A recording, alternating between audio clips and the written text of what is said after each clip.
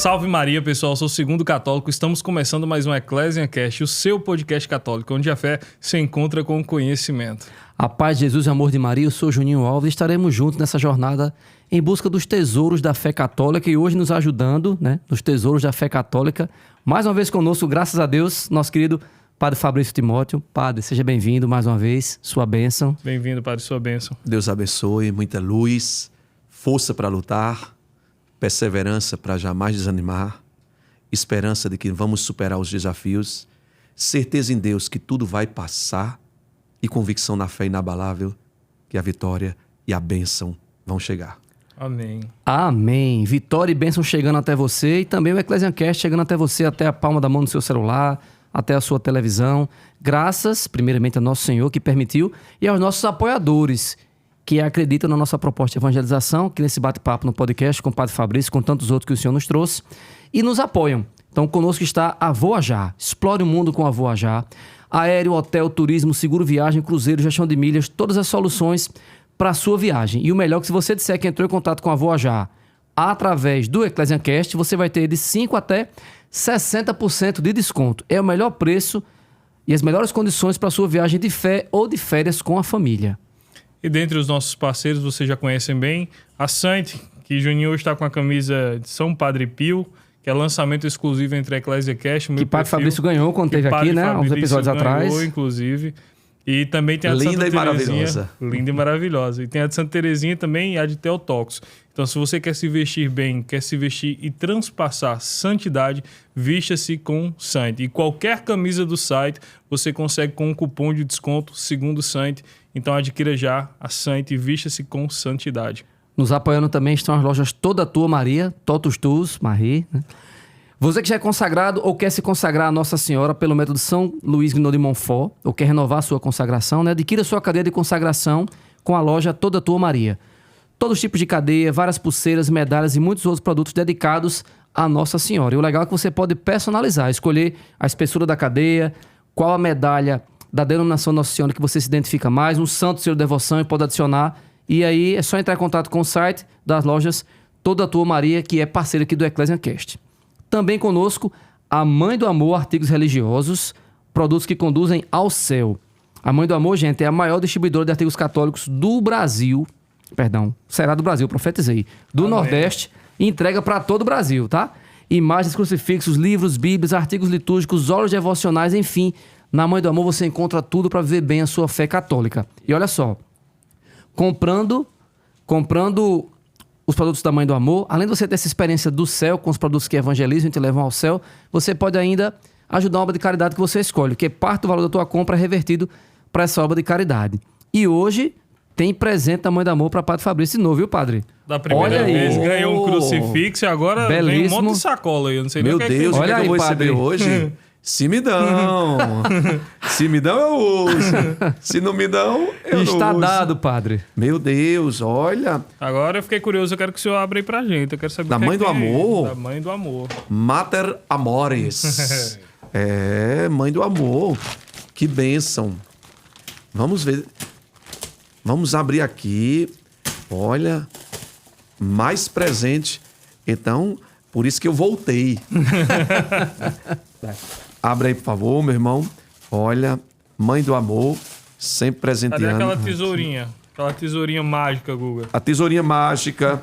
Meu Deus, como é mais um presente, eu já vou abrindo outra aqui. Quem vem aqui não volta de mãos vazias nunca. De mãos vazias. Aqui já foi. Sempre volta com as mãos cheias das graças de Deus. Olha aqui. Amém. Cheias das aqui, bênçãos viu, do Padre? Senhor. Deixa eu Pode pegar tirar. pro senhor. Já vou ver aqui quem Olha aí. é. Vamos ver. Eita. Tá todo mundo curioso. São Miguel Arcanjo. São Miguel Arcanjo, defendei-nos no combate. Sede nosso refúgio contra a maldade e a cilada do demônio. Subjugue, ó Deus, instantemente o pedimos. E vós, São Miguel Arcanjo, príncipe da milícia celeste, precipitai no inferno a Satanás e a todos os espíritos malignos que andam pelo mundo para perder as almas. São Miguel Arcanjo, rogai por nós. Amém. Amém. E tem outro aí, deixa eu ir tirando aqui a Meu embalagem de Deus, São Miguel. são mais dois. Tem mais dois, eu pensei que era mais um. A Mãe do Amor aqui enche a mão de todo mundo mesmo, de fato. Olha que bênção. Abre aqui, meu filho, abre aqui que o padre desajeitado. Aqui. O padre desajeitado. A de São Miguel. São Miguel. São Miguel Arcanjo. Linda, linda, linda, linda essa imagem. Vou deixar ela aqui pertinho do Senhor. Olha, Olha aqui, padre. É um quadro. um quadro. Nossa Senhora das Graças, não é isso? Isso. E aqui um livro, viu? Viver o amor no dia a dia. A arte de amar. É do fundador da loja Mãe do Amor, O Carlos Eduardo. Carlos Eduardo. E Ana Rita, mãezinha também, fundadora da Ela Comunidade é filha Servo de de mãezinha Maria. lá da comunidade Servo de Maria. Ana Rita, mãezinha, serva de Maria do Sagrado Coração de Sagrado Jesus. Coração de Jesus, exatamente. Que inclusive Lá tá no tendo- Conde, João Pessoa, Exatamente. Paraíba. Tem retiro todo mês de janeiro e julho lá. Deus abençoe. Muitas bênçãos e aqui, muitas graças. Muito Um ícone obrigado. de Nossa Senhora das Graças. E aqui, estamos ficar aqui. ricos. Estamos ricos, agraciados Amém. e iluminados em nome de Pronto. Jesus. Amém. Padre, um prazer tê-lo aqui novamente. A gente falou no último episódio sobre cura e libertação e hoje o tema Quaresma. Vamos falar um pouco sobre esse tempo tão importante na história da igreja, né? E eu queria saber do senhor, o que é a Quaresma? Para quem não conhece, vive, mas nem sabe o que está vivendo. O que é a Quaresma e desde quando a igreja vive esse tempo? Quaresma é tempo de preparação. Sempre que a igreja vai celebrar um tempo litúrgico forte, impactante, transformador, quando você vai viver algo muito forte na sua vida, você se prepara. Você se prepara psicologicamente, emocionalmente, espiritualmente. Você se predispõe a viver esse tempo, a viver essa graça. Então, São Paulo, eu estava já aqui, você dizendo Quaresma, já lembrei do que Paulo disse em 2 Coríntios, capítulo 6, quando Paulo diz no versículo 1, não recebam a graça de Deus em vão. Não recebam a graça de Deus em vão. Qual é a grande graça de Deus na nossa vida? Paixão, morte e ressurreição de Jesus. O mistério pascal. O mistério pascal. A paixão, morte e ressurreição de Jesus. As lutas e as vitórias. Depois da luta vem a glória. Depois do combate, a vitória. Depois da cruz vem a luz. E a vitória é nossa, em nome de Jesus. O mistério pascal que nós celebramos. Então, para eu não receber esse mistério pascal, de qualquer forma despreparada, desqualificada, em vão, desavisada, eu preciso me preparar. E aí vem o período da preparação para eu receber a graça do Pachat, de passar da morte para a vida, de passar das trevas para a luz, de passar da derrota para a vitória, de passar da tristeza para a alegria, de passar Pachat, Páscoa, da escravidão para a liberdade. Eu preciso me preparar. E aí vem a Quaresma, 40 dias de preparação para receber a graça de Deus na minha vida, para receber a vitória de Deus na minha vida, para vivenciar essa passagem da escravidão para a liberdade, da angústia para o consolo, vamos dizer, da terra para o céu. Então, 40 dias de preparação. Aí eu tenho as armas de preparação. A oração, a penitência, o santo sacrifício, a reconciliação, o jejum, as sagradas escrituras, uma vivência mais intensa dos sacramentos, mais profunda dos sacramentos, especialmente a confissão. Então são todas armas, meios pedagógicos, por meios dos quais eu vou me preparando de uma forma mais profícua, mais intensa e mais frutífera para receber a graça da Páscoa, a graça da vitória de Deus na minha vida. Tempo de preparação, tempo de conversão, tempo de mudança, tempo de metanoia, mudança de mentalidade, mudança de comportamento, mudança de atitudes, mas, sobretudo, tempo de aprendizado para que eu possa me abrir a essa graça pascal que nós vamos receber em nome de Jesus. Por que 40 dias, padre, antes da Páscoa? Olha, o 40 ele é bastante simbólico. Primeiro porque o 4, na numerologia bíblica, é o número da universalidade. 4, ele nos lembra os 4 pontos cardeais: norte, sul, leste e oeste. Por que também é o número da universalidade? Porque ele nos recorda os 4 elementos naturais dos quais todas as realidades materiais são feitas: terra, água, ar e fogo. Então, 4 na numerologia bíblica, na simbologia bíblica, é o número da universalidade. Então, o mundo todo está em preparação para celebrar a Páscoa. O mundo todo precisa ser formatado e plasmado pelo mistério pascal. E a sua vida toda, todos os homens e o homem todo. Todos os homens e o homem todo. Todos nós precisamos nos preparar para receber dignamente, oportunamente, a graça da Páscoa. 4, o número da universalidade. E aí, dentro, você fazendo um panorama na história da revelação bíblica, da hierofania fundante, você vai ver acontecimentos que reportam a esse 4 e a esse 40. A esse tempo de preparação. Você tem quanto tempo durou o dilúvio no qual Deus matou a iniquidade do mundo e fez surgir uma nova humanidade. O dilúvio do livro do Gênesis durou quanto tempo? 40 dias. 40 dias. 40 dias. Mata a humanidade velha, carcomida pelo pecado, cheia de máculas, de manchas, de iniquidades e impiedades, e dali surge, simbolicamente, na Arca de Noé, que São Pedro vai dizer que é uma prefiguração do batismo, surge uma nova humanidade. Porque exatamente no batismo morre o homem velho e surge o homem novo. Morre o homem sárquico da carne e surge o homem pneumático, o homem do espírito. Morre a criatura do pecado e surge o Filho da Graça. Então, 40 dias o dilúvio. Quanto tempo o povo passou no deserto, saindo da terra da escravidão para a terra prometida? 40 anos. 40 anos na vida desértica. 40 anos no deserto.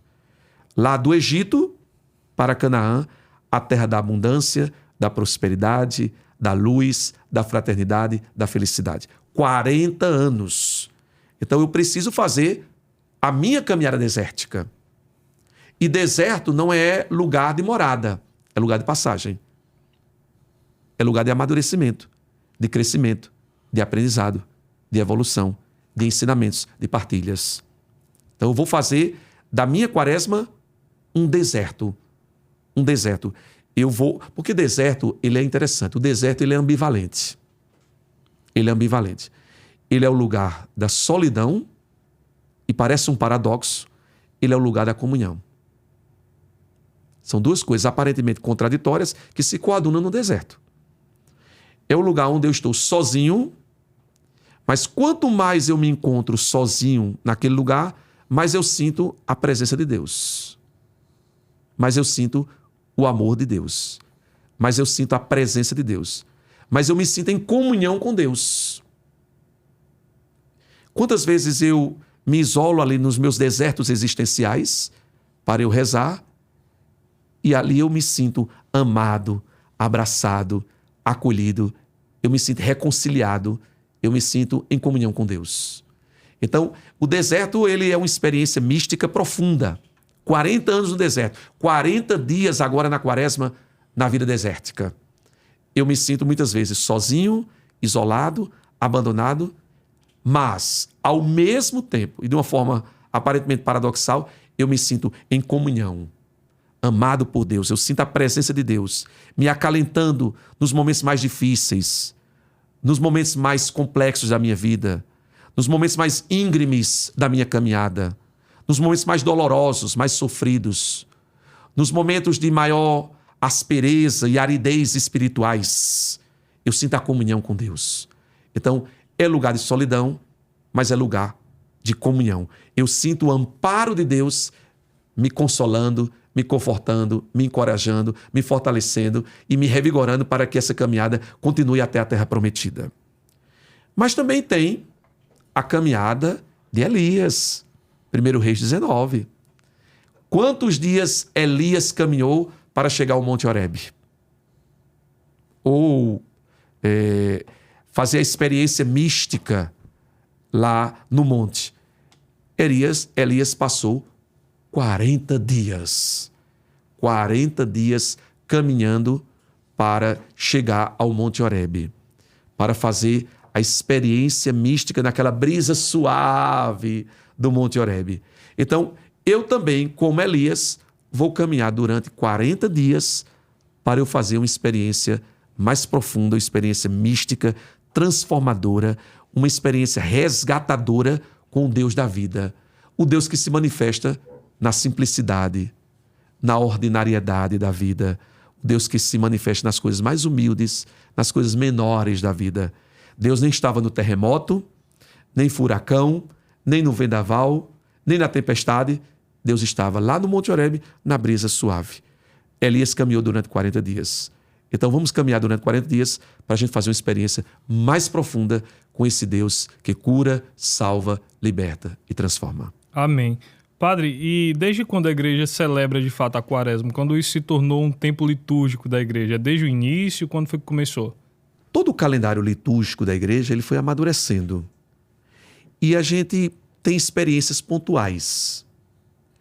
Muitas experiências começaram, por exemplo, nos mosteiros, na vida monacal, muitos nas abadias. Então a igreja ela foi compilando isso a partir de experiências pontuais e circunstanciais. É como, por exemplo, o cânon da igreja. O cânon... Não nasceu pronto, né, padre? Não nasceu pronto. Não caiu prontinho do céu. Foram experiências místicas que foram acontecendo e aí a gente foi vendo a dimensão frutífera dessas experiências, a dimensão da eficácia espiritual dessas experiências. E a igreja foi percebendo que assim ajudava melhor as pessoas a rezarem. Então, por exemplo, é como, por exemplo, os dogmas. Em 431 foi proclamado, você falava de Maria, Mãe de Deus, o dogma Theotokos. Mas o dogma foi proclamado oficialmente. Mas em muitas comunidades cristãs já se aceitava Maria, Mãe de Deus encarnado. Maria, Mãe de Deus que se fez história. Então, antes da proclamação oficial, antes da oficialização litúrgica, do script litúrgico, as pessoas já viviam isso nas comunidades cristãs. Eu digo para você que, quando eu pego os Atos dos Apóstolos, eu já consigo contemplar uma vivência quaresmal. Eu já consigo contemplar. Claro, de forma embrionária. De forma embrionária. Não de uma forma oficial, não de uma forma solenemente proclamada. Mas eu digo para você, como eu me aprofundo muito nas Sagradas Escrituras, eu já consigo ver a quaresma muito presente nas primeiras comunidades cristãs. Até porque nem a Bíblia, de fato, o cânon bíblico existia nessa época também. Só veio se promulgado em 382. Então... Exatamente. E fora que tudo nasce daquilo que o Espírito Santo vai revelando às comunidades. A tradição com T maiúsculo nasce antes de qualquer consignação. Exatamente. A tradição existe antes de qualquer literalidade, de qualquer consignação escrita, litúrgica, oficial. Então, a tradição, com T maiúsculo, estou falando de tradições que vão sendo inventadas ao longo da história, não. A tradição apostólica, ela antecede, ela precede qualquer oficialização no Cronos, no calendário litúrgico, que na verdade não é um calendário cronológico, é um calendário cairológico. Mas as pessoas vão vivenciando isso. Então, respondendo a você, eu acredito piamente que as primeiras comunidades cristãs, depois as comunidades apostólicas, já foram vivenciando isso na prática.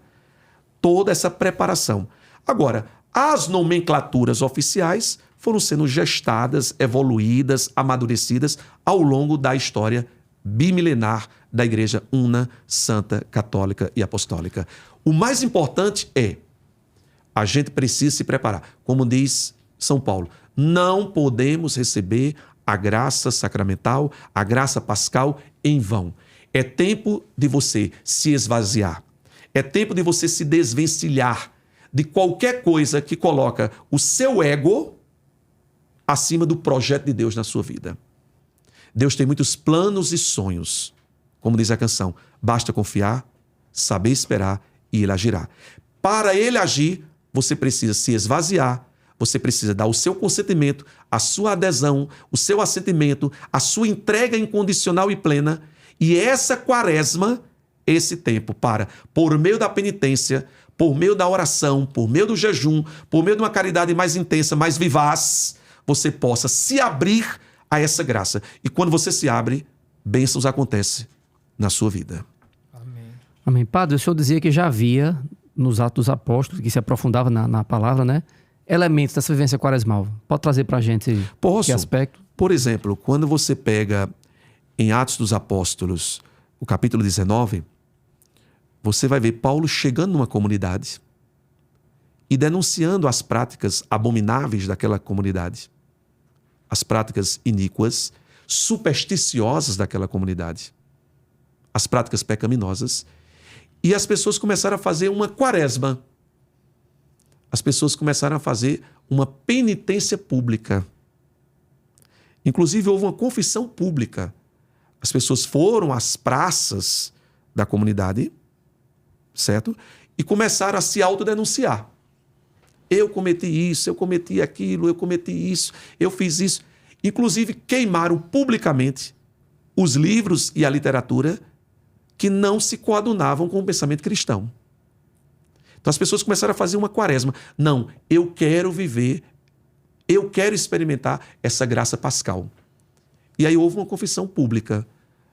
E a partir dessa confissão pública, entrou no processo que a quaresma quer suscitar em nós, a metanoia, a mudança de rota, a mudança de mentalidade, a mudança de direção da sua vida. E foi fantástico, porque as pessoas começaram a aderir ao cristianismo. Então, houve toda essa quaresma. Interessante que a pregação querigmática, Jesus morreu, Jesus ressuscitou, Jesus é o Senhor, sempre suscitava uma conversão. Sempre suscitava, primeiro, uma contrição, que é um arrependimento interior, quaresma, uma contrição, um arrependimento interior, e depois uma mudança verdadeira de vida. Aí a metanoia completa. Então, eu vejo esse processo quaresmal em todas as pregações querigmáticas dos Atos dos Apóstolos.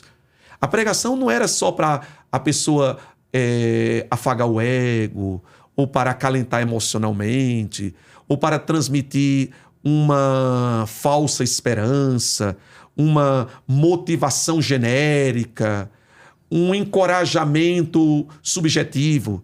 Não, a pregação era para suscitar mudança de vida. E a pessoa fazia o processo de quaresmal, que era o processo de contrição interior, e mudava concretamente de vida. Mais ou menos o que aconteceu em Lucas 19, quando Jesus entrou na casa de Zaqueu. Não foi algo emocionalista, não foi algo sentimentalista. Racional, né, padre? É. Algo racional que se reverberou em mudança concreta. Quando Jesus entrou na casa de Zaqueu, disse: hoje a salvação entrou nessa casa. Se eu roubei, não vou roubar mais. Se eu furtei, não vou furtar mais. Se eu explorei, vou devolver 4 vezes mais. E aí, Zaqueu realmente passou por um processo de metanoia. A quaresma tem que ser concreta. Se eu fumei, não vou fumar mais. Se eu bebi, não vou beber mais. Se eu explorei, não vou explorar mais. Se eu roubei, não vou roubar mais. Se eu sequestrei, não vou sequestrar mais. Se eu me prostituí, não vou me prostituir mais. Se eu adulterei, não vou adulterar mais. Então, a Bíblia é cheia de períodos quaresmais, de períodos de conversão, de mudança, de transformação e, sobremaneira, de preparação para a graça que Deus quer fazer na vida de cada um de nós. O senhor falava dessa questão de, né, se bebi, não vou beber, se fumei, não vou fumar. Tem muita gente que, lógico, não vou entrar aqui no método do interior, do desejo de cada um no coração. Muita gente que faz a quaresma, eu não vou cortar doce, eu não vou tomar refrigerante, eu não vou beber, não vou fumar. O que é que de concreto essas práticas podem trazer para a nossa vida espiritual? Olha, tudo tem que ser em vista da caridade. Tudo tem que convergir para a caridade. Se eu faço alguma prática só para uma autolocupletação, para um autoendeusamento, para afagar meu ego ou aliviar algum peso de consciência, mas essa prática não me leva a uma atitude caritativa, ela ficou no meio e não chegou ao fim. Toda prática quaresmal, toda obra de misericórdia tem que levar a uma ação caritativa. Por exemplo, as 3 práticas que Jesus indica, Mateus a partir do capítulo 5, Mateus 6. Jejum, oração e esmola. As 3, e 3 é muito simbólico porque é o número da perfeição, é o número da Santíssima Trindade, para dizer que é preciso acontecer uma obra perfeita em nós. Sejam perfeitos como o vosso Pai do céu é perfeito. Sejam santos como o vosso Deus é santo. E a gente precisa todos os dias se incorporar a essa perfeição. Todos os dias a gente precisa se identificar, se incorporar e se deixar ser assimilado por essa santidade de Deus. Então, todas as 3 precisam me encaminhar para uma obra caritativa. Vamos lá. A oração. Na oração, eu preciso reconhecer minha dependência em relação a Deus. Eu não sou Deus. Eu dependo de Deus. Eu preciso reconhecer na oração que eu não sou o centro do mundo, que as coisas não convergem para mim, mas que Deus é o centro do mundo. A oração é o antídoto mais eficaz contra uma doença perniciosa e destruidora chamada narcisismo. Narcisismo. Meu Deus do céu, que Deus nos livre dessa doença, dessa peste destruidora e nociva. O antídoto para isso, a oração. Na oração eu dilato o meu coração em comunhão com Deus, reconhecendo que Ele é o centro absoluto. Que Ele é o centro para o qual devem convergir todos os meus esforços. Qual é o resultado concreto caritativo disso? Quando eu reconheço que eu não sou o centro, eu vou me dar melhor nos meus relacionamentos. Eu vou ser mais humilde. Eu vou ser mais paciente. Eu vou reconhecer que você tem muito que me ensinar. Eu preciso de você. Você precisa de mim. Nós precisamos de Cristo até o fim. Então, os relacionamentos serão mais pacíficos, ordeiros, respeitosos, harmoniosos, sincrônicos, mais solidários, mais fraternos. Na oração, reconheço que Deus é Pai. Logo, se Deus é Pai, eu sou filho, você é meu irmão. Resultado concreto, fraternidade. Fraternidade. Frater, latim, irmão. Reconheço que você é meu irmão. Vamos ter uma vida mais fraternal. Resultado concreto. Jejum. Eu abdico de algo. Eu me mortifico em algo. Eu renuncio a algo. Primeiro, para dizer que eu não sou escravo de nenhuma realidade temporal. Eu não sou escravo de nenhuma realidade material. Eu não sou escravo do fisicismo e do empirismo do mundo pós-moderno. Eu não sou escravo de nenhuma realidade, eu vou chamar assim, sem querer ser maniqueísta, mas de nenhuma realidade deste mundo. Eu sou livre. Meu amigo, quando eu tomo consciência disso, por meio do jejum, aí é o antídoto contra o consumismo, o materialismo. Resultado concreto, eu vou ser um agente de mais partilha. Partilha. Se a oração me leva à fraternidade, o jejum me leva à partilha, à condivisão, à celebração, à ajuda mútua, à colaboração recíproca. A eu partilhar mais o que sou e o que tenho com as outras pessoas. Por quê? Porque eu reconheço que o bem material por si só não me traz felicidade. O bem material não pode ser o meu Deus. O bem material não pode me escravizar. eu sou mais do que o bem material. Eu não posso viver em função do bem material. O bem material é que tem que viver em função de mim. Então, quando eu aprendo isso, eu começo a partilhar o que eu tenho com as outras pessoas. Porque eu começo a entender uma coisa. Dor compartilhada é dor aliviada. Bens e alegrias compartilhados são bens e alegrias multiplicados. Eu aprendo isso no jejum, no esvaziamento, no desvencilhamento de qualquer tipo de escravidão em relação aos bens materiais. Então, um resultado concreto, partilha. Aí vem a esmola. A esmola é fantástica, porque a esmola faz com que eu saia de mim mesmo e vá ao encontro do outro, da necessidade do outro. E que eu entenda que o outro não deve receber de mim o que o outro merece. Por quê? Porque eu não recebo de Deus o que eu mereço. Se eu fosse receber de Deus o que eu mereço, eu ia receber uma pizza todo dia. Você sabe o que é pizza, meu filho? Cambada de peia. É.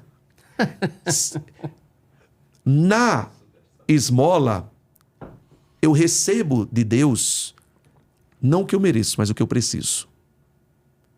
E eu aprendo que eu também devo dar ao irmão não o que o irmão merece, mas o que o irmão precisa. E aí eu vou dar o melhor de mim ao irmão. Vai haver mais respeito, mais tolerância, mais cumplicidade, mais amizade, mais companheirismo, mais amor, mais caridade, mais compaixão, mais misericórdia. Portanto, todas as práticas quaresmais devem convergir indubitavelmente, de forma inequívoca, à caridade. Obras concretas de transformação. Agora, se eu fizer e ficar só, desculpa a expressão, no blá, blá, blá, como se fosse um período etéreo, estratosférico, metafísico, puramente transcendental, que não se reverbera em coisas imanentes e concretas, aí entra naquilo que São Tiago dizia: fé sem obras é morta. Ou seja, só deixar o docinho, o refrigerante, não vai ter fruto nenhum para sua quaresma. Está tendo partilha? Está tendo condivisão? Está tendo obra de caridade? Está tendo gestos de solidariedade? Está tendo aprendizado mútuo? Está tendo crescimento humano, espiritual? Se estiver, ótimo. Se não estiver, o critério é a caridade. Tive fome e você me deu de comer. Tive sede e você me deu de beber. Estava nu, você me vestiu. Estava na cadeia, você foi me visitar. Estava no hospital, você foi levar uma palavra de consolo e uma presença de consolo e alguma obra de consolo. Então, o critério é a caridade. Essa é a norma máxima que vai avaliar se a sua oração é cristã, se a sua penitência é cristã, se a sua esmola é cristã. O critério é o amor e a caridade. Amém. A gente falou da parte humana agora da quaresma, falamos das mortificações, da esmola. Agora eu quero falar um pouco sobre a parte espiritual da quaresma. A importância dos sacramentos nesse tempo quaresmal, principalmente a confissão, também a Santa Missa, obviamente, a Eucaristia. Eu queria que o senhor falasse da importância dos sacramentos nesse tempo quaresmal. Os sacramentos, eles são meios eficazes por meio dos quais nós recebemos a graça. São os canais da graça de Deus. Quem descobre o valor essencial de um sacramento jamais deixa de o receber. Jamais deixa de o acolher. É como se Deus dissesse: eu preparei tudo para você e você me é indiferente? E você me é insensível? João capítulo 20. Os pecados de quem vocês, apóstolos, vocês, com as debilidades de vocês, com a finitude de vocês, com os pecados de vocês, com as fraquezas de vocês, com os erros de vocês, com as fragilidades de vocês. Mas os pecados de quem vocês perdoarem serão perdoados. E os pecados que vocês não perdoarem não serão perdoados, serão retidos. Então Deus, ele se utiliza de quem quer, como quer, do jeito dele. E ele se utiliza dos sacramentos, que são o quê? meios, sacramentos, meios sagrados que nos dão graças invisíveis, graças sobrenaturais. Tiago, capítulo 5, diz assim: está alguém chorando? Reze. Está alguém alegre? Cante. Está alguém doente? Chame os presbíteros da igreja, para que unja o doente com óleo sagrado e confessem-se mutuamente, e a graça de Deus vai curar e perdoar. Curar e perdoar. Então nós temos todos os meios por meio dos quais nós somos curados, transformados, libertados. E a gente simplesmente virar as costas para isso, a gente ser indiferente para isso, são os meios, vamos dizer assim, vou dizer numa linguagem coloquial para as pessoas poderem entender, que Deus encontrou para derramar a graça na sua vida. Deus é tão criativo. É a torneira que Nosso Senhor abre lá para a gente poder se molhar na graça dele, né, Exatamente, exatamente. As chaves que vão abrindo os tesouros da graça. Deus diz assim, eu quero encontrar um meio. E como Deus sabia que nós vivemos nessa dimensão palpável, nessa dimensão mensurável, nessa dimensão física da vida, Ele disse, eu tenho que encontrar meios que também são o quê? Palpáveis, mensuráveis, físicos. Então, são instrumentos visíveis que nos dão a bênção invisível. Porque a gente não podia viver em função de coisas invisíveis. Então, para a gente receber esses tesouros invisíveis, infalíveis, imperscrutáveis de Deus, esses tesouros infindáveis de Deus, Ele encontrou meios da nossa realidade. É interessante. Todo sacramento, ele tem uma matéria e tem uma forma. Então, a matéria do batismo, a água. A água. Então, eu toco na água, eu sinto a água. Eu sinto a água, toca nos meus sentidos. Então, por meio dessa água, desse meio material, eu recebo uma graça imaterial. Uma graça invisível. Quais são as 5 graças que aquela água batismal, ela me dá? Eu me torno filho do Pai. Eu me torno ungido e templo do Espírito. Eu me torno irmão, servo e discípulo do Senhor Jesus Cristo. Eu me torno membro da família de Jesus, a igreja, e eu sou lavado, santificado e purificado. Meu amigo, você ser indiferente a isso, então você precisa fazer um tratamento espiritual. Pois é. Certo? Por exemplo, a crisma, com óleo crismal, confirma toda a graça batismal que eu recebi. Toda a graça de ser filho amado do Pai, de ser ungido pelo Espírito Santo, de ser servo, Christos, um alter Christ, um outro Cristo no meio da humanidade, de exalar o bom perfume, de exalar o bom odor de Cristo. Então, essa graça toda é confirmada por meio da crisma.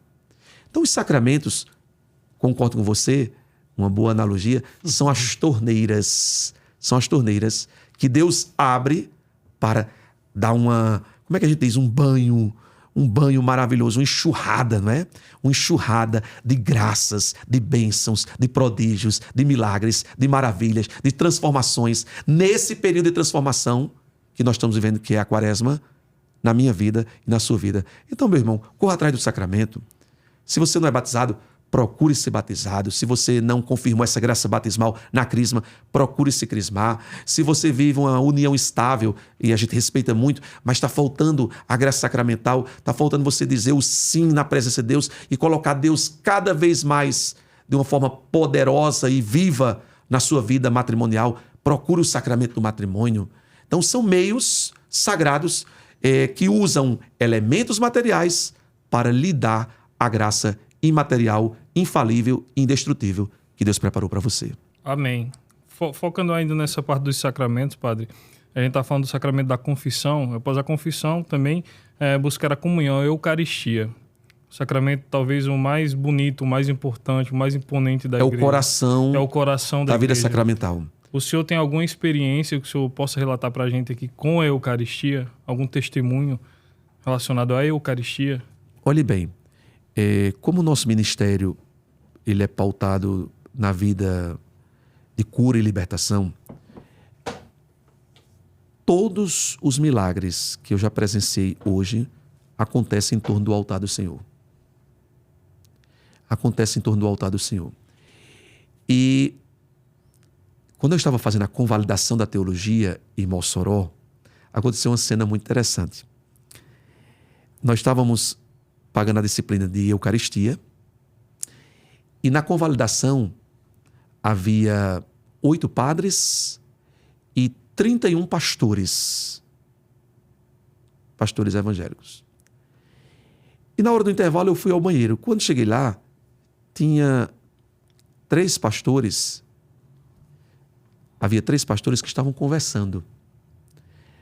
Eu sempre fui muito curioso, eu parei na porta para escutar a conversa deles. Ficou curiando. Fiquei curiando. E eles diziam assim entre eles, eu nunca esqueço, rapaz, a gente tem que admitir que não existem milagres de verdade sem Eucaristia. A gente tem que admitir que não existem milagres de verdade sem Eucaristia. Isso eu gravei na porta do banheiro da faculdade lá em Mossoró. E na prática hoje, eu vejo todos os milagres que acontecem e que a gente contempla na nossa caminhada missionária acontecem em torno do altar. Por isso que eu acredito, você sabe que a Eucaristia ela tem 4 dimensões. A Eucaristia é banquete festivo, comensalidade festiva. A Eucaristia é a perenização do santo sacrifício e único sacrifício de Jesus. É um sacrifício incruento que atualiza o sacrifício cruento de Jesus. A Eucaristia é presença real, essencial e substancial do corpo, sangue, alma e divindade de Jesus sob as espécies transubstanciadas do pão e vinho, presença real. E a Eucaristia é o céu na terra, a tensão escatológica, o corte escatológico, o céu na terra. Então, a Eucaristia, ela é infinitamente graciosa. Infinitamente graciosa. Ela tem múltiplos aspectos.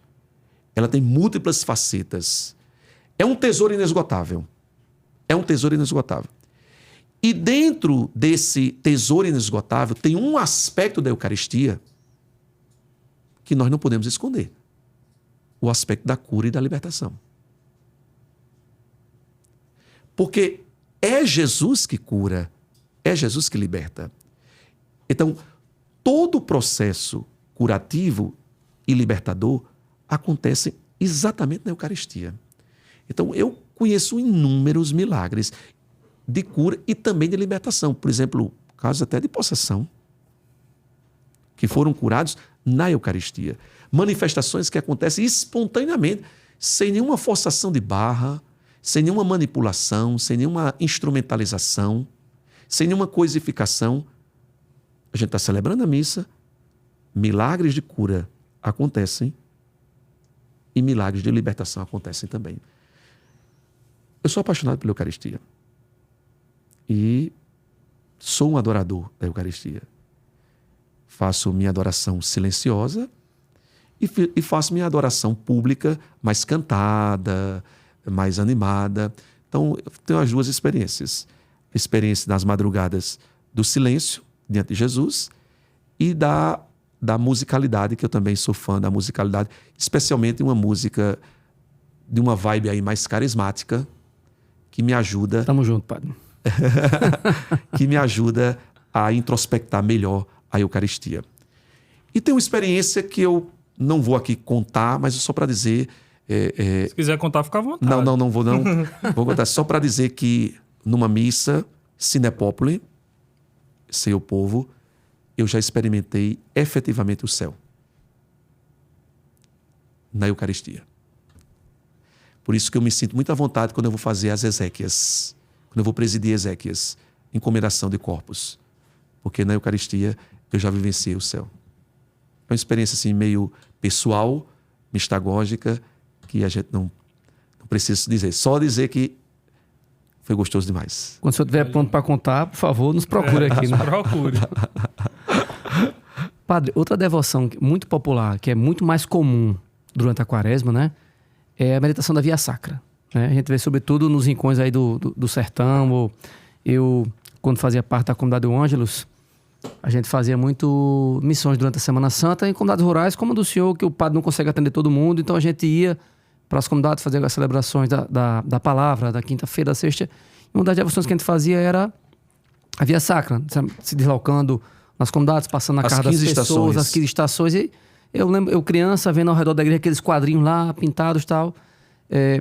Quais são os benefícios espirituais da meditação da Via Sacra? Lógico, não é para ser feita apenas na quaresma, mas sobretudo na quaresma ela ganha mais força. Tem a ver com a pergunta anterior, porque o Santo Terço, a Via Sacra, os ofícios divinos, o Rosário, o ofício da Imaculada Conceição, tudo isso são sacramentais. Em palavras simples, qual é a diferença entre o sacramental e o sacramento? O sacramento, ele me dá a graça. O sacramental, ele me prepara para receber a graça. Ele me prepara para receber a graça. Eu comecei dizendo que a quaresma é um tempo de preparação.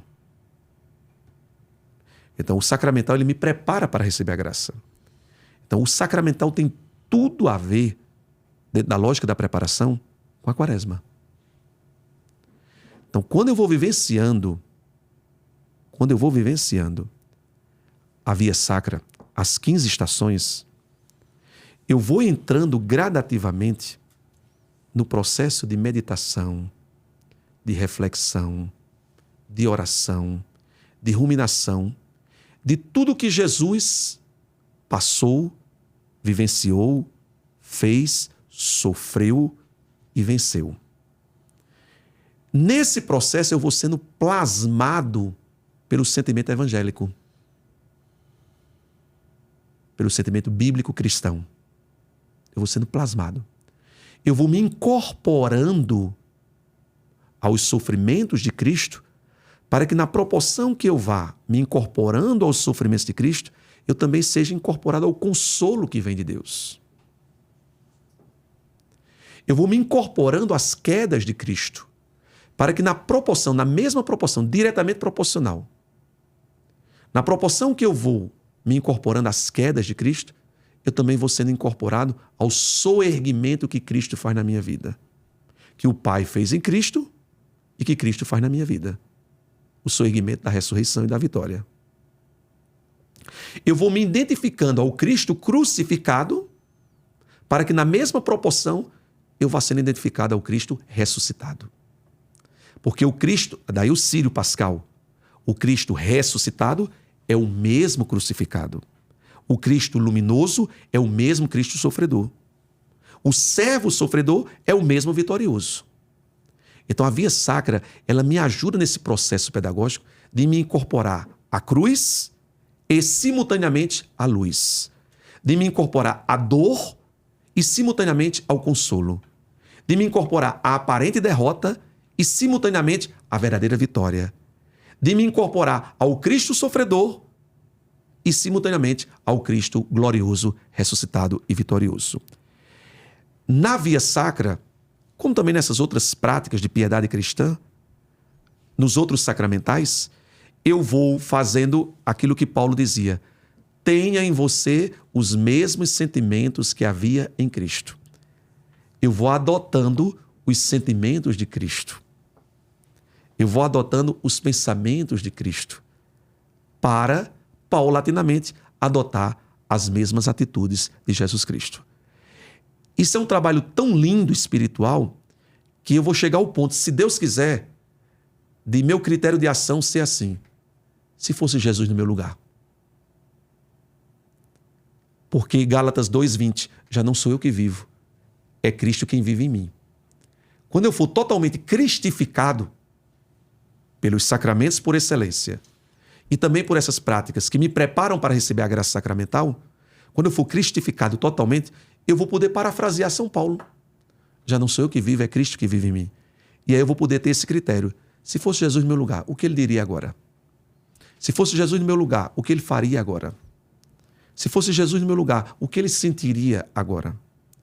Então, a via sacra, como as outras práticas devocionais, como as outras práticas de piedade cristã, todas elas me ajudam nesse processo de incorporação a Cristo sofredor, a Cristo consolador, a Cristo aparentemente derrotado, a Cristo verdadeiramente vitorioso.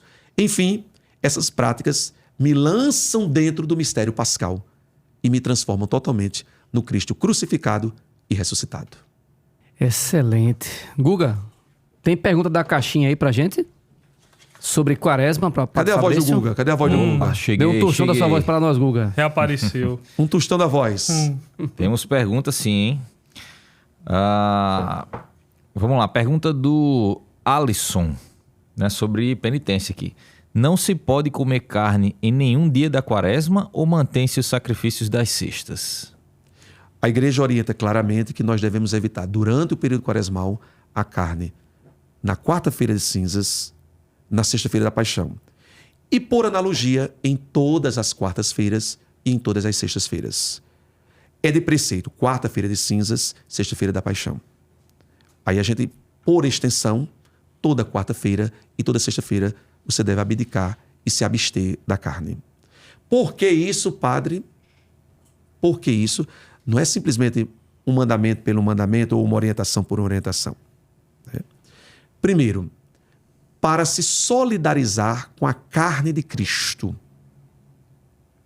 Ah, padre, isso aí é muito abstrato, a carne de Cristo. Não é abstrato coisa nenhuma. Em Colossenses capítulo 1, olhe bem, olha o que é que Paulo diz aqui. Olha bem, Colossenses 1, 24.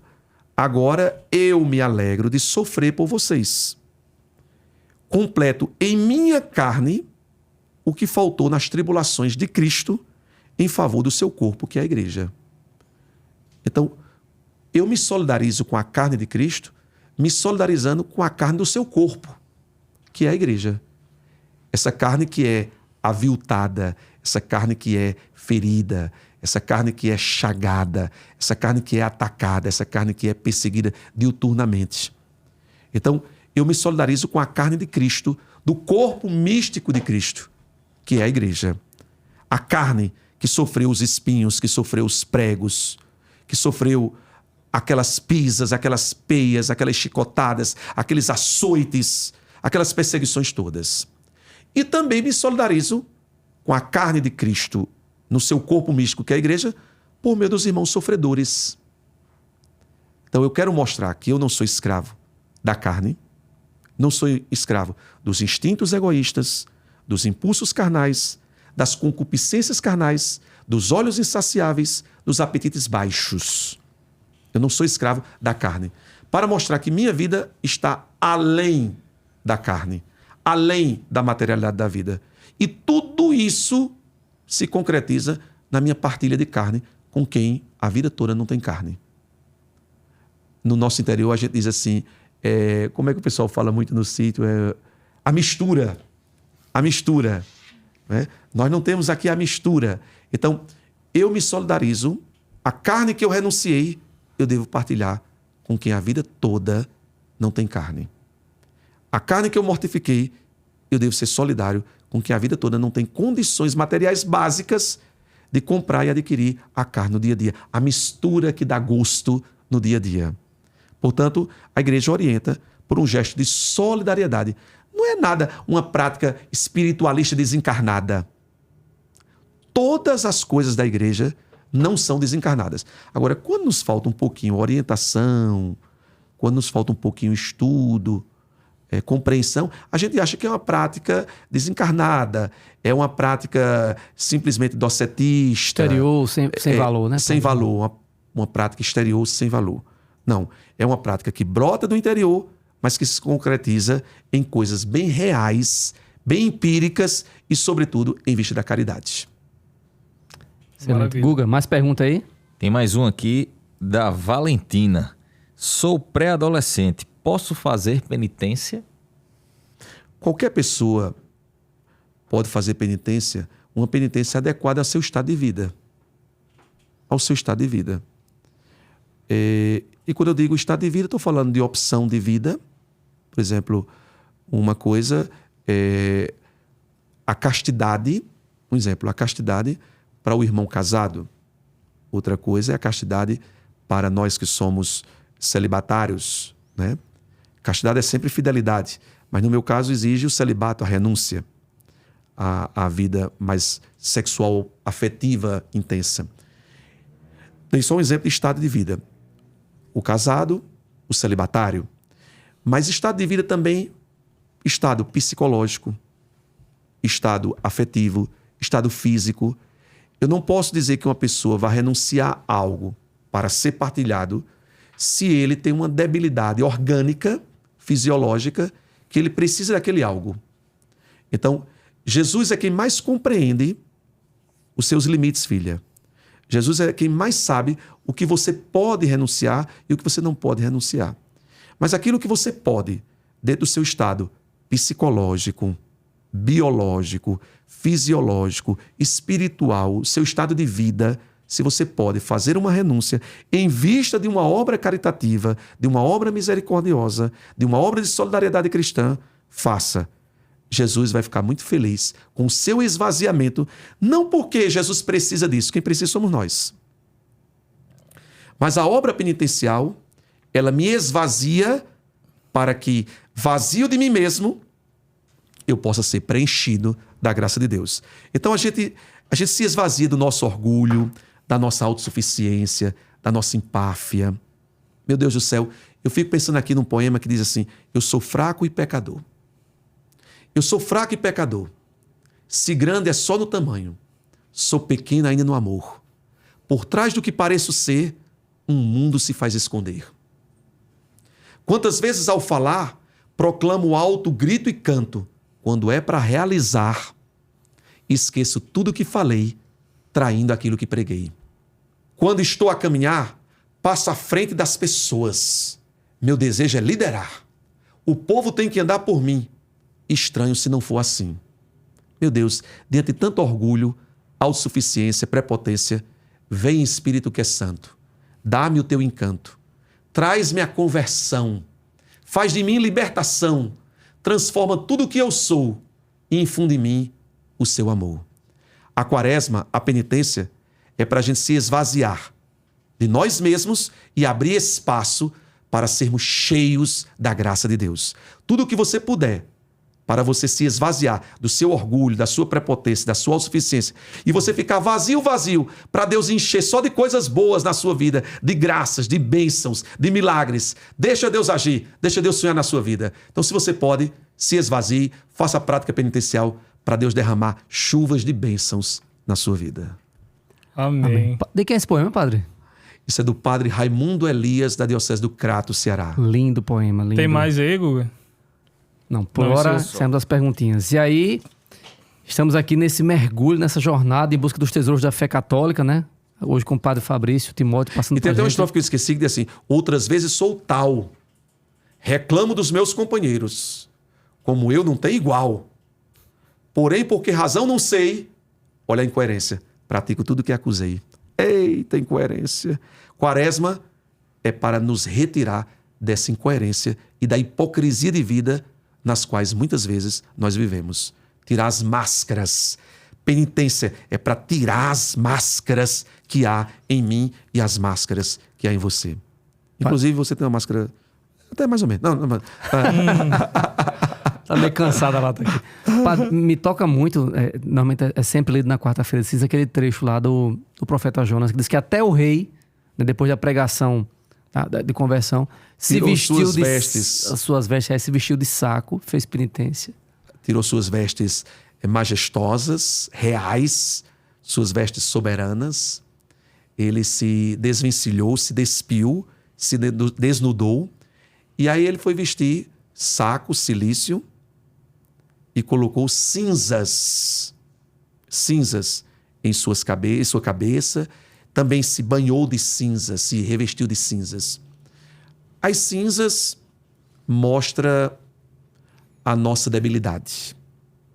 Elas mostram a nossa debilidade, a nossa fragilidade. Tu és pó, e ao pó tu voltarás. A fragilidade humana, a fraqueza humana, as limitações humanas. As cinzas também nos revelam a fugacidade da vida.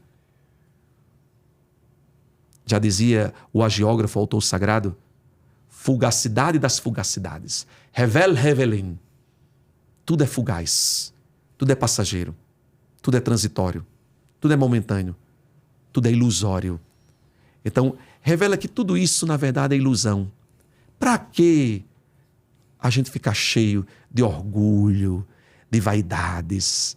As cinzas são a tapa na cara dessa sociedade na qual nós estamos. A sociedade da vaidade, do orgulho, da autossuficiência. Tem gente que só anda com os pés no chão porque a força da gravitação impede que essas pessoas voem. Porque se não houvesse a força gravitacional, queriam voar. Aí as cinzas para dizer, ei, você está aqui nesse chão, nessa debilidade, nessa vulnerabilidade, nessa fragilidade, nessa fraqueza. E o rei fez isso.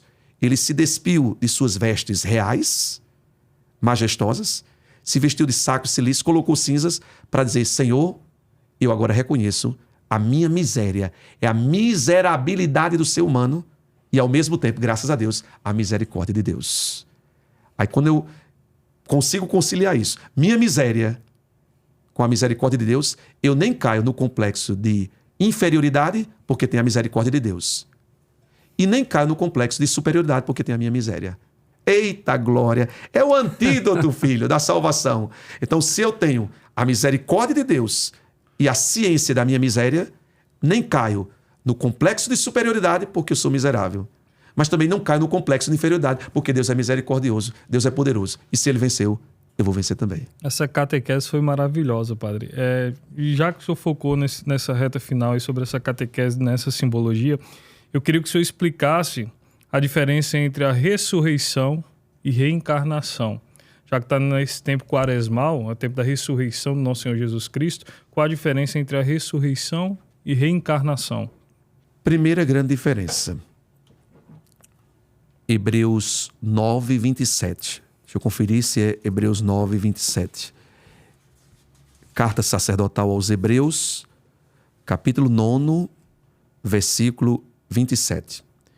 E visto que os seres humanos morrem uma só vez, e depois disso vem o julgamento. Na ressurreição, vou traduzir aqui numa linguagem bem coloquial e direta. Você morre e depois disso vem o encontro com Jesus. Estou traduzindo a grosso modo. Você morre e o seu corpo glorioso se encontrará com Jesus. Certo? Para não dizer alma, para não dizer espírito, para não pregar aqui algo desencarnado. Algo desencarnado, nem fazer o dualismo separativista de corpo e alma. Vou usar uma linguagem aqui mais de São Tomás de Aquino. Morreu, vai ressuscitar, corpo glorioso, corpo transfigurado, corpo imortal, corpo imaterial, o encontro, o julgamento, como diz aqui, junto a Jesus. Mas quem vai estar junto diante de Jesus sou eu mesmo, né? Minha identidade, minha personalidade. Quando Jesus disse em Mateus que seremos como anjos, Jesus não está falando de processo de despersonalização. Porque senão Deus seria contraditório. Ele me criou para depois me destruir. Quem vai se encontrar com Jesus sou eu, com minhas misérias, com minhas boas e más obras na palma de minhas mãos. Aí vai ver, como diz na segunda carta de Coríntios, vai ver se a obra resiste ou não ao fogo. Se resistir, céu. Se não resistir, meu amigo, a boca fica quente. A boca fica quente. Então, olhe bem, depois da morte, julgamento. Quem vai me dar a salvação é um processo de reencarnações sucessivas ou é a misericórdia de Deus? Quem vai me dar a salvação é Jesus. Padre, a partir do que o senhor fez, a partir do que eu fiz, mas sobremaneira pelo amor e pela misericórdia de Deus. Eu diria que é um processo simbiótico de heterossalvação, porque a salvação vem de Jesus, e autossalvação, porque eu me abri a essa salvação. Você entende? São as duas mãos. Jesus é quem me salva a partir da minha abertura, a partir da minha adesão, do meu consentimento. Mas a salvação, em última instância, vem de Jesus. Então eu morri, eu me encontrei com Jesus, com a graça dele, com a misericórdia dele. Ele disse: Fabricinho, vem para cá. Fica aqui no lado das ovelhas. Mateus 25, discurso escatológico. Do lado bom. Oh, glória. Não fique do lado esquerdo, do lado dos cabritos. Fica aqui, do lado das ovelhas. Certo? Então, morri, vou ser julgado. Ressurreição. Ressurreição. Vou para a casa do Pai. Lucas 16. Entre os que estão na escuridão eterna e os que estão na luz eterna, há um abismo. Ninguém de cá pode passar para lá, ninguém de lá pode passar para cá. Então manda alguém avisar alguém lá na terra. Não, lá na terra também não vai não. Tá pensando que é a casa de mãe Joana, que a pessoa entra e sai a hora que quiser? Lá na terra eles já têm os profetas e já tem a Sagrada Escritura. Não, ninguém vai aqui do céu lá para a terra, não. Se fosse para estar na terra, não tinha morrido. São dimensões diferentes. São planos espirituais diferentes. Eu deixei o plano temporal e no corpo glorioso, que está além das categorias de espaço e tempo, eu entrei num outro plano, o plano espiritual. Então, eu não vou ficar vindo para cá, não. Eu estou em comunhão. Comunhão. Eu creio na comunhão dos santos. Eu estou em comunhão, mas não em comunicação. Comunicação físico-material, de fonemas. Não, é comunhão, não é comunicação material.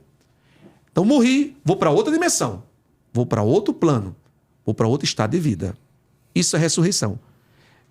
Aí você tem os novíssimos da igreja, céu, inferno, purgatório, juízo particular, juízo final, mas só para dizer, vai para outra dimensão, vai para outro plano, vai para os braços de Jesus, não se desespera não, vai para os braços de Jesus, certo? Já a reencarnação não é assim.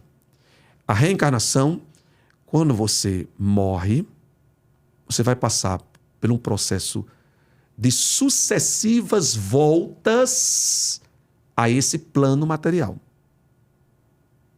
a esse plano físico. São sucessivas reencarnações dentro de um processo de evolução. E a sua salvação depende do quanto você evolui. E não do sacrifício Aí é de muito Jesus mais na cruz por nós. autossalvação do que a salvação que vem de Jesus. Então, depende do seu processo de evolução, de reencarnações sucessivas e intermináveis às vezes. Então, depende muito mais do seu processo de evolução do que da graça de Deus. Então, vai lá. Morri, vou para um plano espiritual, me reencarno em outro corpo, em outra pessoa, volto aqui à Terra para eu evoluir dentro do processo de reencarnação evolutório, de evolução. E isso vai acontecer. Morro, vou para um plano espiritual, depois volto para cá, me reencarno para evoluir mais e mais, até chegar o karma perfeito. Para nós cristãos não existe o karma perfeito. Para nós cristãos, depois da morte, existe a misericórdia de Deus. Porque no Espiritismo, o karma perfeito vem desse processo de evolução humana. Para nós, o céu e a salvação vêm da misericórdia de Deus. Ressurreição não tem nada a ver com reencarnação. Ou você acredita, seja coerente. Aqui eu não vou julgar A nem B. Estou só dizendo, seja coerente. Ou você acredita na ressurreição, morreu, foi para o julgamento, ou você acredita na reencarnação. Morreu, vai voltar aqui, vai voltar aqui, vai voltar aqui, para evoluir até chegar ao karma perfeito. Ou num, ou no outro. Ou quente, ou frio. Morno, será vomitado. Ou é ou deixa de ir, né, pai? Ou não pode ser católico e ser espírita. Tem Eu já ouvi gente dizendo assim, eu sou espiritólico. Viu? É. Eu já ouvi esse termo. Eu sou católico e espírita, então não tem como ser os dois. Eu tenho muitos amigos espíritas e nós dialogamos seriamente sobre a doutrina. Eu gosto de dialogar demais sobre a doutrina. Eu estou só dizendo que você precisa ser coerente. Ou você acredita na ressurreição, ou você acredita na reencarnação. São realidades diametralmente opostas. Diametralmente opostas. Então, seja lógico. Isso é um princípio da logicidade. Você está sendo ilógico quando você acredita em duas coisas que não se coadunam. Duas coisas que são inconciliáveis e contraditórias. Eu, particularmente, acredito na ressurreição. Não sei se você acredita. Eu também. Se você acredita na ressurreição, curta esse vídeo, comenta aí ressurreição. Estamos vendo aí próximo da quaresma, então digita aí. Respeitando todos. Agora eu acredito ressurreição. Ressurreição. Mas eu tô achando que você tá aparecendo aí com o fruto da reencarnação. Deus me defenderá. Deus me defenderá. Deus me defenderá, né? Então digita aí ressurreição. E graças a Deus, graças à ressurreição do nosso Senhor Jesus Cristo, estamos juntos aqui hoje nesse podcast maravilhoso, EclesiaCast, com o Padre Fabrício Timóteo. Também graças aos nossos apoiadores, a Voajar. Explore o mundo com a Voajar, aéreo, hotel, turismo, seguro, viagem, cruzeiro, gestão de milhas. Tudo para a sua viagem. E o melhor é que você entrar em contato com a Voajar dizendo que veio através das redes sociais do EclesiaCast, você tem de 5% até 60% de desconto. É o melhor preço e as melhores condições para a sua viagem de fé ou de férias com a família. Você viaja para qualquer lugar, só não dá para viajar para outra dimensão, mas para qualquer lugar do Brasil e do mundo que você queira, a outra você dimensão viaja. é com a morte, não é? Tem uma viagem só de ida, né, padre? Só de ida. Só de ida, não tem volta. E não volta em reencarnação nenhuma, só vai. Exato, só de ida. E quando eu vou pro céu, eu também não quero voltar, não. Pois é, vai Eu não quero fazer voltar. o que aqui? Eu cheguei na plenitude. Vou ficar na imperfeição? Pois é. Eu estou na Não tem plenitude. sentido. E São Paulo diz em 1 Coríntios 15 que quem não acredita na ressurreição, isso aqui para os cristãos, viu? Quem não acredita na ressurreição, vã e ilusória é a sua Nossa fé. fé. Exatamente. Aquela pessoa que chega, vai participar de um velório. Vai participar de um velório, de um sepultamento. Quem foi fulano? Era tão assim, agora, 7 palmos debaixo da terra. Como se a vida tivesse terminado ali.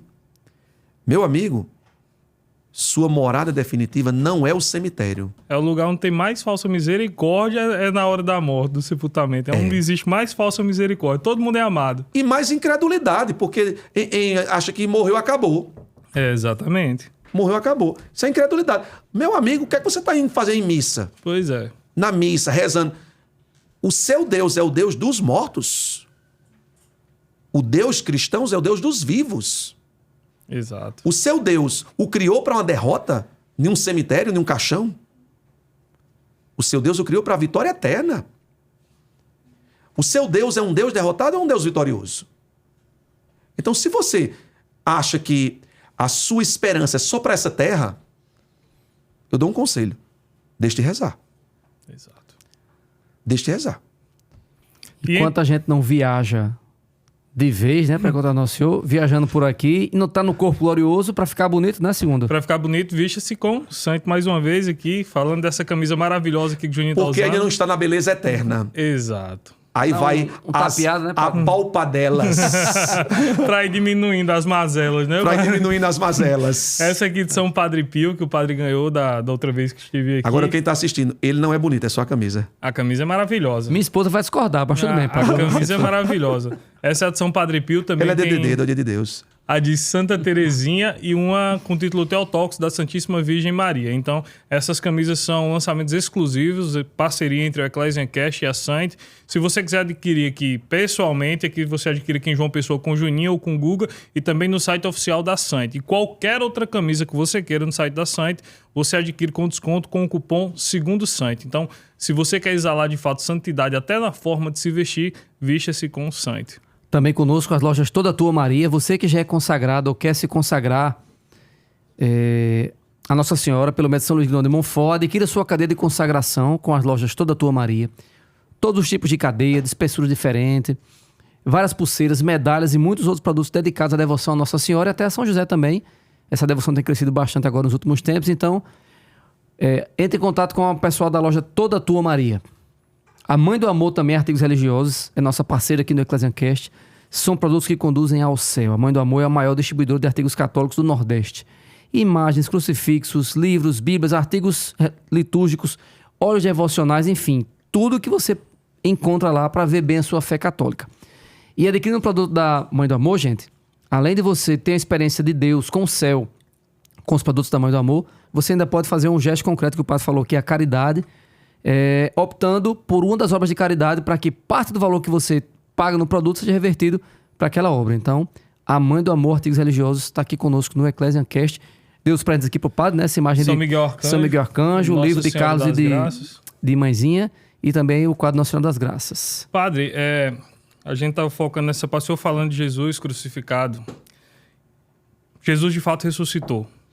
Nosso Senhor e Salvador ressuscitou. Por que a Igreja Católica, porque nós católicos usamos o crucifixo com Cristo crucificado? Muitas pessoas não entendem. O senhor, no primeiro episódio que veio aqui, falou um pouco, deu uma introdução a respeito de por que usamos o Cristo crucificado.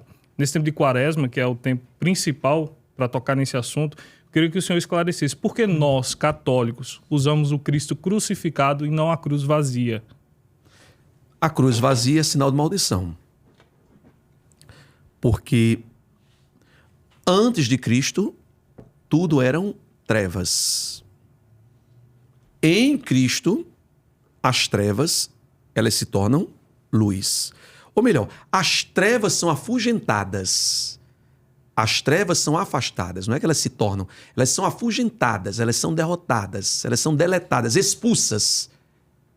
O povo que andava na escuridão viu uma grande luz. Eu sou a luz do mundo. Quem anda por mim jamais andará nas trevas, mas terá a luz da vida eterna. Então, antes de Jesus, os castigados eram castigados na cruz. Era sinal de castigo. Os grandes criminosos eram crucificados. Então era sinal de castigo, de maldição, de destruição, de desgraça. Era uma cadeia, era um presídio, era uma condenação. A cruz era uma condenação para alguém que cometeu algum crime, alguma iniquidade, alguma abominação, alguma transgressão legal. Jesus veio, quando Jesus foi crucificado, tudo que Jesus toca, ele ressignifica. Tudo que Jesus toca, ele ressignifica. Tudo que Jesus toca, ele redimensiona. Eis que faço novas todas as coisas. Então, quando Jesus toca em você, você vira uma nova criatura. Quando Jesus toca nesse microfone, esse microfone, que é apenas um instrumento de comunicação, se torna um instrumento de evangelização. Tudo que Jesus toca, ele transforma. Então, a cruz era sinal de castigo, de condenação. Quando Jesus recebeu o castigo, e Paulo diz que ele carregou as maldições que pesavam sobre a humanidade. E diz a palavra mais forte ainda. Eita, Paulo ousado. Em Gálatas capítulo 5, ele diz que Jesus... Não, eu vou ter que ler até, porque é muito forte. Eu não consigo dizer sozinho, não. Não consigo dizer sozinho. Gálatas 5, Paulo diz que Jesus, ele se fez maldição. É forte isso. Ele se fez maldição, quer dizer, ele assumiu as maldições que pesavam sobre nós. Ele assumiu as desgraças que pesavam sobre nós. Ele assumiu as condenações que pesavam sobre nós. Ele assumiu as penas que pesavam sobre nós. Então, a cruz que era símbolo de maldição, em Jesus se torna símbolo de bênção. Porque ao assumir as maldições que pesavam sobre nós, ele matou com sua morte essas maldições e as venceu com sua ressurreição. Ele matou a morte com sua morte e abriu o céu para nós com sua ressurreição. Jesus matou toda a maldição, matou toda a desgraça, matou toda a condenação, matou todo o castigo que pesava sobre nós. Então, na cruz, todo o mal, na morte de Jesus, foi morto. Na cruz, todo o mal que pesava sobre nós foi derrotado com a aparente derrota de Jesus. E com a vitória real de Jesus, tudo isso foi vencido e as portas da vitória estão abertas para nós. Então, preste atenção. Gálatas 5 é muito forte quando Paulo diz exatamente que a maldição que pesava sobre nós, Jesus, ele se fez maldição. E quem os perturbará sofrerá condenação, seja quem for. Deixa eu ver aqui o versículo. Irmãos, está aqui em Gálatas 5. Jesus assumiu a maldição que pesava sobre nós. E nessa maldição, Jesus derrotou toda maldição. Toda maldição. Vamos procurar aqui direitinho. Toda maldição. E aquilo que era maldição se transformou em bênção para nós. É tanto que Paulo diz, preste bem atenção, Paulo diz, em 1 Coríntios, capítulo 1, Paulo diz, eu prego o Cristo crucificado. Escândalo para uns, sabedoria para nós que cremos. Loucura para uns, ciência do alto para nós que cremos. Derrota para uns, vitória para nós que cremos. Então Jesus transformou tudo. O que era derrota virou vitória. O que era maldição se transformou em bênção. O que era loucura se transformou em sabedoria. Então o Cristo crucificado. Por isso que o nosso crucifixo tem que ter Cristo. Porque foi Cristo que ressignificou. Foi Cristo que reorientou. Foi Cristo que redimensionou. Foi Cristo que transformou a maldição em bênção. E aí faz aquele texto de Filipenses 3. Filipenses 3. Há muitos que são inimigos da cruz de Cristo. Há muitos que são inimigos da cruz de Cristo. Por quê? Porque ainda tem uma mentalidade veterotestamentária. Veterotestamentária. Do Antigo Testamento. Do livro do Deuteronômio, meu irmão. Veterotestamentária. Que a cruz é maldição. Era maldição. Mas a partir do momento que Jesus tocou na cruz, a partir do momento que Jesus foi deitado na cruz, a partir do momento que Jesus foi crucificado, o que era maldição se tornou bênção e salvação na vida de cada um de nós. Não tenha medo do Cristo crucificado. Quem tem medo do Cristo crucificado é o diabo. Porque no Cristo crucificado, o diabo foi derrotado, afugentado e acorrentado para sempre. Para nós, nesse amor, de tanto amar o mundo, ele amou até o fim. A cruz é o testamento do amor definitivo e pleno de um Deus que se entrega por nós. É o testamento do amor de Deus por mim e o testamento do amor vitorioso de Deus por você. Amém. Amém. Padre, já nos aproximando aqui dos finalmente do nosso episódio de hoje, a Mãe do Amor, nossa parceira, também mandou uma perguntinha para o senhor, né? Então, a Fica Mãe à do vontade. Amor pergunta: o que é a Santa Igreja Católica para o senhor? Olha, presta atenção, achei aqui. Gálatas capítulo 3. Não era Gálatas 5, Gálatas 3. Diz assim: Cristo, presta atenção, Gálatas 3, versículo 13. Cristo nos resgatou da maldição da lei, tornando-se Ele próprio maldição em favor de nós. Gálatas 3, no versículo 13. Cristo nos resgatou da maldição da lei, tornando-se Ele próprio maldição em favor de nós. Pois está escrito: maldito seja quem for pendurado no madeiro.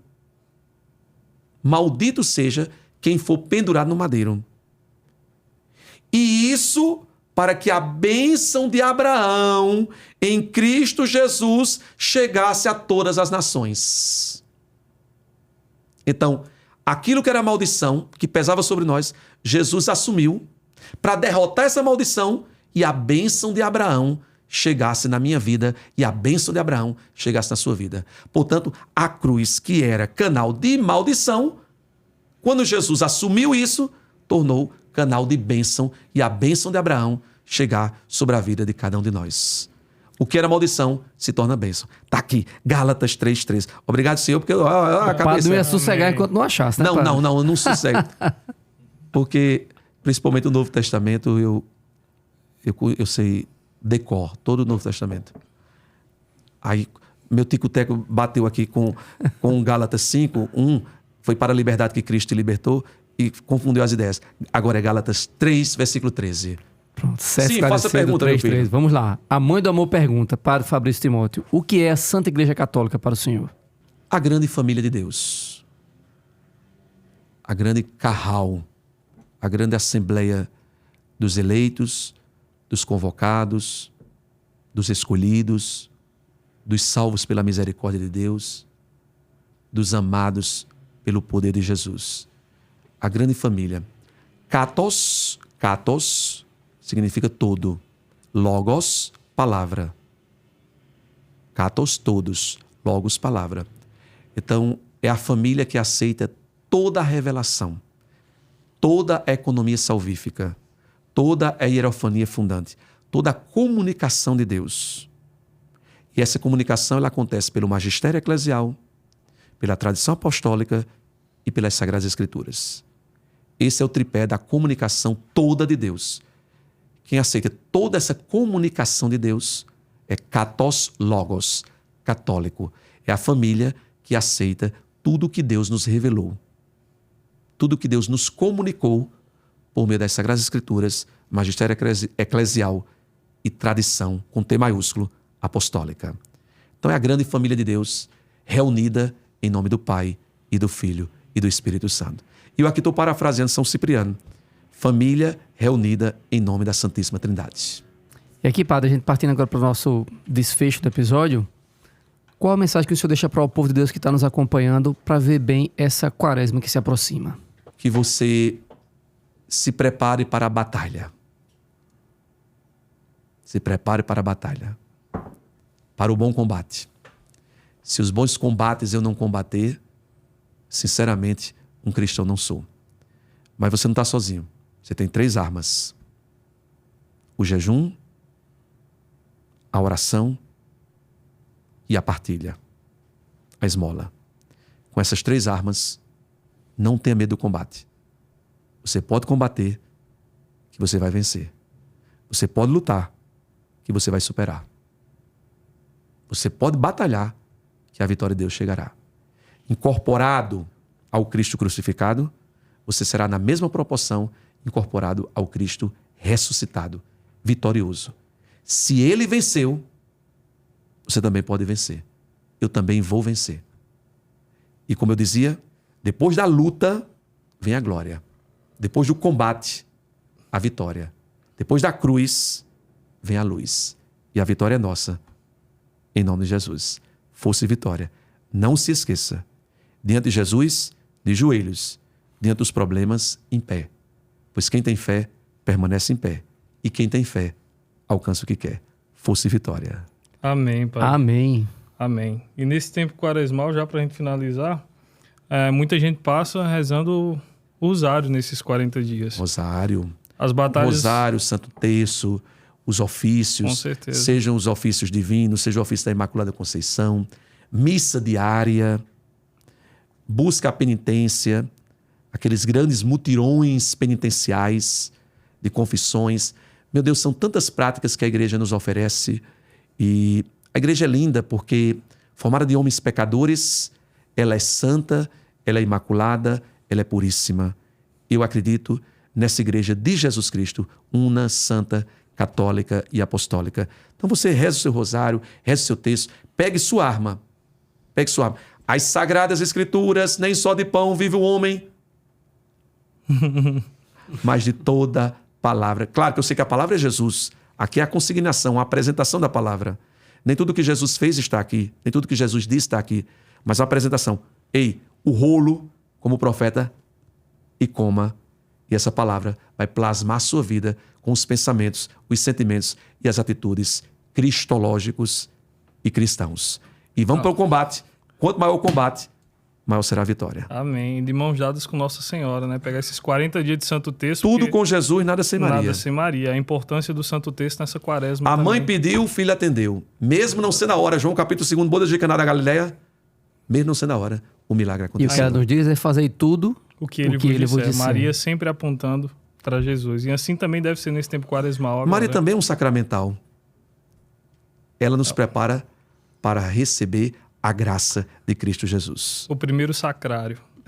Falando em sacramental, para a gente encerrar da melhor forma nosso episódio, o senhor pode nos dar uma bênção, padre, por favor, e a quem Com nos certeza, acompanha. para que nós nos coloquemos nesse caminho quaresmal, nesse caminho desértico, nesse caminho da ida ao Poço de Jacó, da ida ao Monte Tabor, nesse caminho da transfiguração, nesse caminho que nós vamos à piscina de Siloé, vamos ser lavados, vamos ser purificados, vamos ser santificados, vamos ser restaurados, também vamos ser ressuscitados e revivificados como Lázaro, lá em Betânia. Esse período vai ser de muitas graças na sua vida, de muitas bênçãos na sua vida. Vai ser um período de muitos prodígios celestiais na sua vida. Que Deus nos abençoe, nos guarde, nos ilumine e nos proteja para sempre. Em nome do Pai, e do Filho, e do Espírito Santo. Amém. Amém. Amém. Força e vitória. Insista, persista e jamais desista. O caminho é longo, a luta é árdua, o caminho é espinhoso, a luta é pesada, mas a vitória é nossa, a vitória é de Cristo em nossa vida. Amém. Amém. Pois é, pessoal, isso foi mais um episódio especial Quaresma com o Padre Fabrício Timóteo aqui. Quero agradecer a todos vocês que assistiram até aqui. Qual a palavra do dia? Ressurreição. Ressurreição. Comente abaixo ressurreição, se inscreva no canal, ative as notificações e, por favor, não deixe de curtir o vídeo. Muita gente assiste e não curte o vídeo, então curtam o vídeo que isso ajuda demais aqui o crescimento do canal. Deus abençoe, gente. Valeu. Feliz Quaresma Salve para Maria. todos. Fiquem com Deus. Tchau, tchau. Esse é o Ecclesiancast, o seu podcast católico, onde a fé se encontra com o conhecimento.